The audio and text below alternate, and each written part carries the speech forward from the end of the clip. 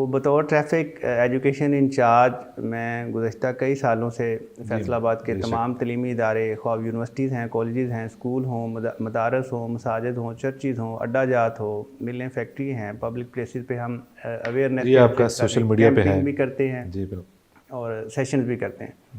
لیکن یہ ساری چیزوں کے باوجود عوام میں یہ احساس ذمہ داری جو ہے وہ پیدا نہیں ہو رہا تھا. صحیح. تو پھر جب یہ انفورسمنٹ کا عمل شروع ہوا تو اب آپ دیکھیں کہ پہلے آپ کو سڑکوں پہ 95% جو ہے وہ بغیر ہیلمٹ کے رائڈرز نظر آتے تھے. جی جی. تو اب 95 سے زیادہ ہے ہیلمٹ والے. تو دوسری جو آپ نے بات کی کہ قیمتیں بڑھ گئی ہیں، تو ڈیمانڈ اینڈ سپلائی کا جو ایک سلسلہ ہے معاشیات کی روح سے، طلب اور رسد کے حوالے سے آپ کو پتہ ہے جب رمضان شریف آتا ہے تو اشیاء خرد و نوش کی قیمت بڑھ جاتی ہے. جب بڑی عید آتی ہے تو گوشت کے دیگر لوازمات جو ہیں ان کی یہ تو ہوتا ہے ہمارے ہاں. مثلاً اب لاہور میں جو قانون لگ گیا کہ وہ ایک انٹینا لگایا، جی جی جی، تو مجھے لگتا ہے اب جتنے انٹینے وہ بھی مہنگے ہو جائیں گے. وہ بھی مہنگے ہو جاتے ہیں. فیصل آباد والوں کو دوسرے شہروں کو چاہیے پہلے خرید کے پہلے خرید لیں.